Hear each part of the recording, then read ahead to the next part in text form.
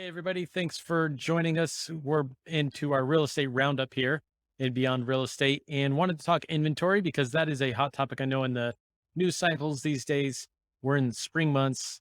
Inventory is always cyclically expected to grow at this point in time. With that being said, everything is relative when we talk about growing. So, Jalen, I read an article just yesterday and it said something to the effect of, uh, inventory is back on the rebound. We're up 5% month to month. And that this is a good indication for where we'll be going. Yeah. My personal initial takeaway is that's great, 5%. My big but in there is we're at such low numbers that it really doesn't put a dent in things. So as Yeah. much as an increase is nice to see versus trending the other way, I think perspective matters. And prospective home buyers don't get too worked up and saying, where's all this inventory, that 5%? What does that mean? What is that numbers wise? Not to mention your individual market may not see those exact um, fluctuations, right? So just because the national market saw a 5% Yeah. increase doesn't mean Denver, Colorado necessarily saw 5% or that Southern California, more specifically Monrovia, Pasadena, whatever, right? So Yep. Jalen, Yeah. hearing inventory, thoughts? Well, there's going to be some things that are also numbers that, again, inventory being up, that's great month over month. But then, yeah, to your point, that there's a lot of different things going into that. And does that mean all of a sudden that's 5% for every single kind of, let's say, level of how much house you get? So the $500,000 houses, the 300,000, the $200,000 houses, the condos, townhomes. It's like it includes all of that. So if you're like, oh, I'm thinking about buying, uh, and you don't have that plan yet, first off, you like get the plan first. So let's not put the cart before the horse. But then secondly, still have realistic expectations. Your realtor is not going to be some magician that's just like, hey, you wanted a $350,000 house in a market where the average house costs 500,000. Well, inventory's up 5%, so lucky you. Those were all in the $350,000 range. It's Right. like, no, that's not what happens. It's the $1 million homes. It's the $100,000 condos. It's the trailer homes. It's like all of those Yep. are included in that Mixed bag. number. So, Yep. what does it really mean for anyone that was thinking about buying? It means if you're on the fence and you want to know, like, find out by contacting a expert. And if you don't know, um, and if you're not ready to buy, this number doesn't make you all of a sudden ready to buy. There's not less Yeah. expensive houses just because there's more out there. And let me jump on two things. And if you reach out to a professional in that space and they don't know, that is not a good one to work with because somebody you want to work with should be knowledgeable on what the current market trends are doing. Number two, just because Yes. inventory is growing, that does not mean house prices are going to drop anytime soon. Again, they're climbing and inching No. up from such a low level that, again, I hate to break the news, but that's not going to do anything for price points and getting a discount or being able to go in at list price now, based on the amount of prospective buyers we still have in this market. So, two things I Yeah. wanted to add into that one real quick. Yeah. And it just be aware that there are a lot of factors that go into the real estate market. So if you're just listening to the headlines of news, whatever news outlet you listen to, they're not real estate experts. So they're not going to give you the full picture. They're going to just give you information. And so that's again why it's important to work with someone that can actually sort through that information and give you what's relevant to you and let you know how that impacts you. There's constantly a fluctuation of everything. And any little thing that changes in your circumstance can either allow you to buy a house or not allow you to buy a house. So just kind of be aware of that. News articles are always fun, but housing inventory, the biggest thing is there's just not a lot of houses being built. And there's a lot of people that are seeing a lot of cities that are seeing that big influx. They're seeing it from people moving out of state. So from out of state. And so you might see less house prices in less desirable areas, or it's not as competitive in those less desirable areas, but that's always been the case. So the biggest thing is once housing construction starts catching up with actually that demand, that's when you can start seeing that leveling off of house prices. They're not going 100,000 over, they are going for list price. But right now we're looking purely at a supply and demand um, situation here. And so, yeah, all that inventory growing, it's doesn't necessarily mean that it's in your backyard. So I want to share a story now with a young prospective family I've been working with. Gosh, since before the year started, really. Known them for about 7 years now. Known the family. Like I said, started working with them to try to find that right home in late 2021, and we're here. We're here in May. It's 2022, Yeah. and they want to put a pause on things, and an inventory Yep. has a lot to do with that. And to be honest, I think that's smart of them, because I feel like it's probably the right choice for them right now. So, what are the Yeah. drawbacks of it? Drawbacks, you can always say, well, houses are projected to get more expensive, right? Can they save enough? Yep. I think on the flip side is they want to make sure they're not settling, that they're not just getting a home just to have a home. And you have a lot of Yeah. people that have buyer's remorse, right? And they look down two years later, maybe it's buyer's remorse because of the payment, because they thought the payment, they were going to be Yep. in a different space financially. And they're just like, this is, this is killing us right now.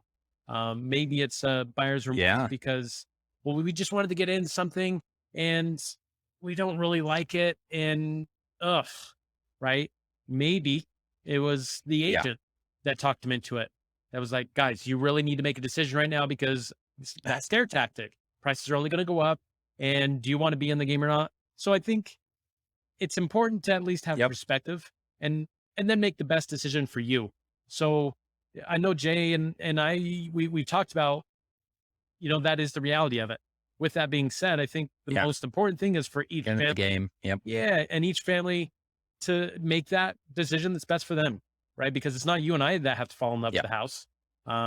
It's them that has to fall in love with the house, and they haven't found that one yet. So he said, you know what, Nick, we're going to pause for 2 months, and then we're going to revisit and see where we're at. Obviously, they're going to save in the meantime, and at the end of the day, it's challenging, right? For those of you that have looked for a home, it's wearing mentally, and sometimes that mental wears down on you physically, right? So sometimes you just need to regroup, shut off for a 100%. little bit, and Yeah. then come back to it. So I thought that was a good story to share because maybe someone can relate to that, to be like, I've been in this grind for a year. I've been in this grind for 6 months. Sometimes the Yep. worst decision in the world isn't necessarily to take your foot off the pedal, and maybe you recharge, and you recharge a little bit to Yeah. disconnect, and then you come back to it. And things are going to be different. No, definitely. Yeah. Maybe inventory's a Yep. little bit different. Maybe interest rates are going to be different. Not going to be, they will, right? Nothing remains the same. Yeah. So you just have to reevaluate based on what you know to then make decisions to move forward. So, Yeah.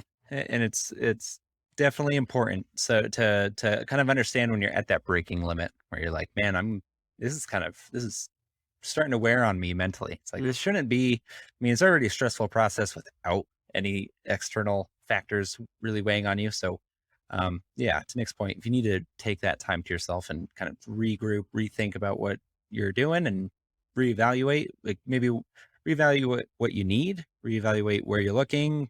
You take a few weeks to yourself. Um, definitely, definitely do that. Um, and the last thing that I wanted to touch on without too many people, without I mean diving too much further into this topic, because I think we've done a great job of covering it to this point, is just know that if you're ready to buy and you do want to buy and you do have a house, don't have that fear of more inventory means my house is worth less.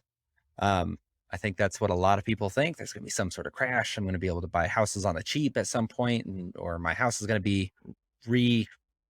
It's going to be a re 2008 all over again, where property values go down. That's not what anyone is forecasting. So just kind of take solace in the fact that if you are out there and wanting to buy, and you kind of have that fear in the back of the mind, like all these people are saying there's going to be a recession, or there's going to be a collapse of the housing market, or housing prices are going to go down soon. not going to be the case. Not And going to. This also, is supply and demand. yeah, I've shared this a few times throughout my social media channels here as of late, last couple of weeks.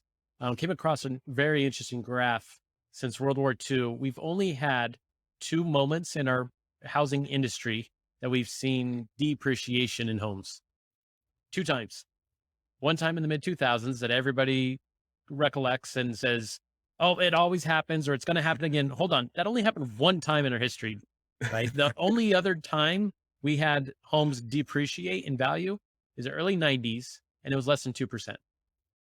Those are Yeah. the only two times. So people make it sound like, "Oh, another bubble, another bubble. It's going to happen." And it's like, guys, it's not cyclical. It's not due to happen Yeah. every 15 years, according to anything. And the second thing, because maybe this is a non maybe, but this is a topic for another day, is another hot word right now in the media is recession. Not Yeah. every recession is a housing recession. Just because the economy may pump the brakes based on inflation and interest rates and that now affecting our pocketbooks more and Yeah. more, it doesn't mean houses are going to lose value. Um, because again, the economy does not drive the housing market. Change in people's lives drives the housing market. So Yeah. I think it's an important perspective to remember versus feel like they run hand in hand. Yeah, it's like so we're saying the last time that this majorly happened.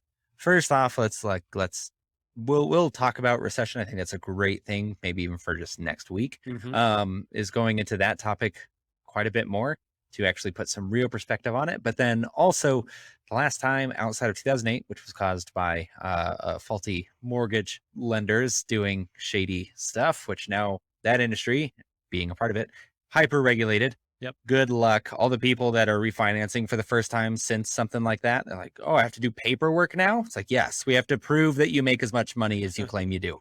Sorry. Like 2008 happened. And then the other time was in the 1990s when the Backstreet Boys were a heartthrob. So It's before them. It's before them. even before the Backstreet Boys were a heartthrob. Yeah. I guess how early in the 90s. More Makes it a little NWA tough. there. Yeah, NWA was a boys group, NWA. but a different genre. Mm, yeah. Yeah. So let's not take our history selectively and especially from the early 90s. Yeah. Okay. Yeah. Uh, well, I think that we covered that pretty well and in depth. Let us know if you have any questions on that in the comment sections below wherever you're listening to this. Also, just a quick shout out to all the people that are liking and subscribing. We appreciate you. This is a labor of love for both of us, and we do it only because we enjoy doing it. So if you don't mind supporting us, for any of you that do listen and aren't following, do that for us, please. Had to add the please at the end there. I was a little too aggressive. So, yeah, that's going to be our take on what's going on with the inventory continually going up. And I'm sure you've heard it on every nightly news. And we'll take a very short break. And then we're going to jump into a book that Nick has brought to the table, The Adaptation Advantage. And this episode is a perfect example of that. We'll explain why right after this break.